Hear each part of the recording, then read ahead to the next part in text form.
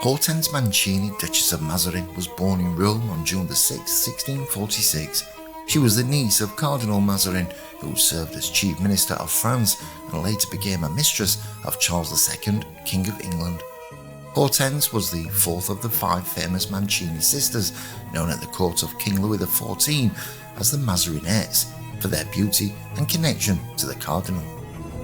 Baron Lorenzo Mancini's father passed away in 1650, prompting her mother, Girolama, to move the family from Rome to Paris. The goal was to arrange beneficial marriages for her daughters using the influence of Cardinal Mazarin. Hortense's sisters also married into prominent families. Laura married into the Bourbon family. Olympia wed the Prince of Savoy. Marie became the first love of King Louis XIV before marrying Prince Colonna, and Marie-Anne married the Duke of Boulogne.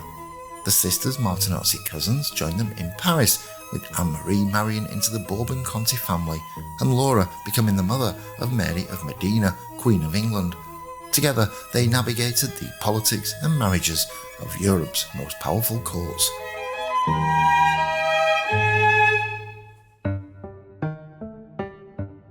In 1659, Charles II of England, a cousin of King Louis XIV, proposed marriage to Hortense Mancini.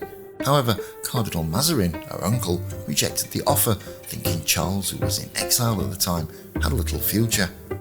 When Charles regained the throne of England shortly after, Mazarin realised his mistake. He then tried to offer a generous dowry of 5 million livres, but Charles was no longer interested by that point. Other suitors also sought Hortense's hand, including Charles Emmanuel II, Duke of Savoy, but negotiations fell apart when Mazarin refused to include the fortress of Pignerol in her dowry. Yet a proposal from the Duke of Lorraine also failed for similar reasons.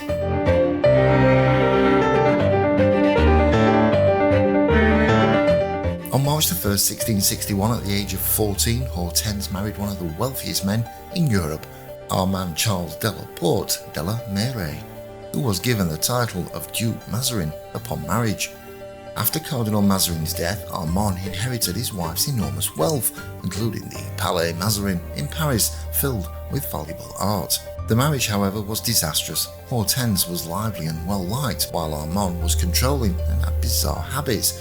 He exhibited strange behaviour, such as forbidding milkmaids to work, thinking it was indecent, and having the front teeth of his female servants knocked out to prevent them from being attractive. He even altered his art collection to remove or paint over any inappropriate details.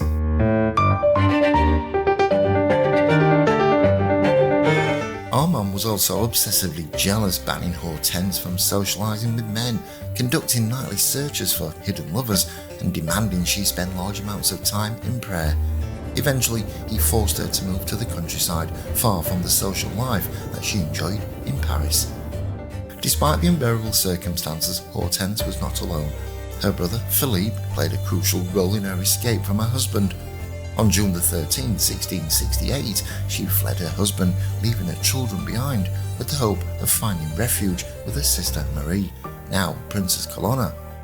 This act of sisterly support and the bond between the Mancini siblings is a testament to the warmth and strength of family ties.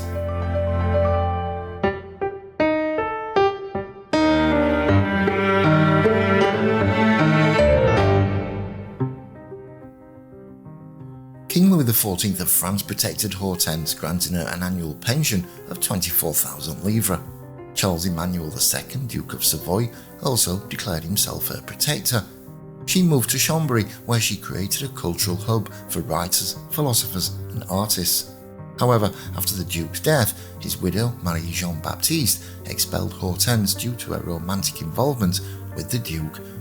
Hortense and her sister Marie were among the first women in France to publish their memoirs, and these writings supported their efforts to separate from their abusive husbands.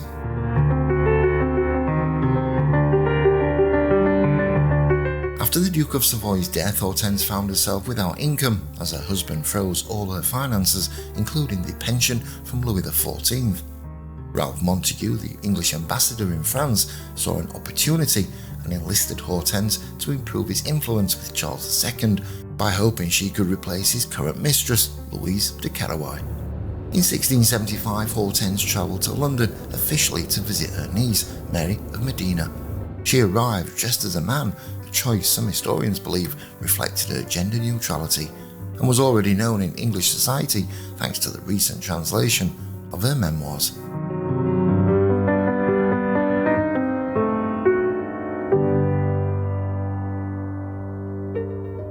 By mid-1676, Hortense Mancini had successfully replaced Louise de Querouaille in Charles II's affections.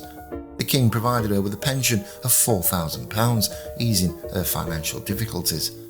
Ralph Montague described how Louise, the Duchess of Portsmouth, was deeply distressed by the king's frequent visits to Hortense, referring to her as Madame de Sussex. However, Hortense's relationship soon caused her to fall from favour. Known for her promiscuity, she earned the nickname the Italian Whore in England. One of her most controversial relationships was with Anne, the Countess of Sussex, Charles II's illegitimate daughter. Their friendship was widely rumoured to be sexual, and it led to a public spectacle when the two women dressed in nightgowns engaged in a fencing match in St James's Park. Anne's husband was so outraged by their closeness that he sent his wife to the countryside, where she reportedly spent her days in bed, kissing a miniature of Hortense.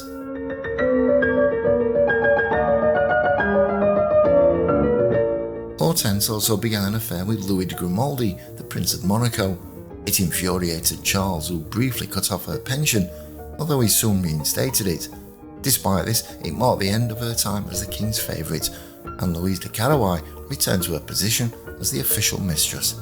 During this period, Aphra Behn expressed her admiration for Hortense in the introduction to the history of the nun, hinting at a possible romantic relationship. Behn praised Hortense's beauty and wit, describing herself as a devoted admirer. Hortense's intellectual salon, where science and literature were discussed, inspired Behn's creativity, and she even translated a scientific text that had been read at one of these gatherings. Although Hortense was no longer Charles's mistress, she maintained a good relationship with him until his death. Just before Charles passed away, the diarist John Evelyn noted that the king was toying with his concubines, Portsmouth, Cleveland, and Mazarin. 6 days later, Charles was dead, making the end of an era for Hortense.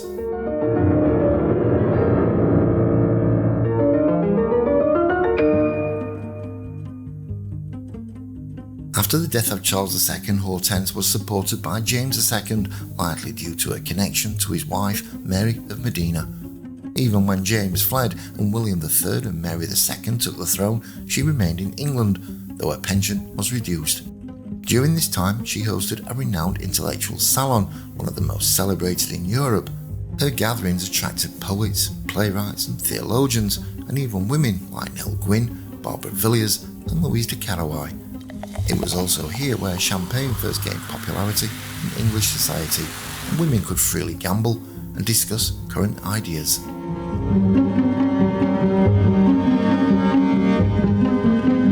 Hortense's life came to an end in 1699. John Evelyn recorded her death, noting that she had once been one of Europe's wealthiest and most beautiful women, but had lived a troubled life marked by her rejection of marriage and exile. Rumours circulated that her death may have been hastened by heavy drinking, or even that she committed suicide. After her death, her husband continued the drama by taking her body with him on his travels through France, eventually burying her near her uncle, the Cardinal Mazarin. If you loved our video on Hortense Mancini, you won't want to miss this next one. Click on the screen now to explore the untold stories and hidden secrets of another fascinating figure with a story to tell. Get ready to uncover more historical gems and intriguing royal tales. Your next adventure in history starts right here.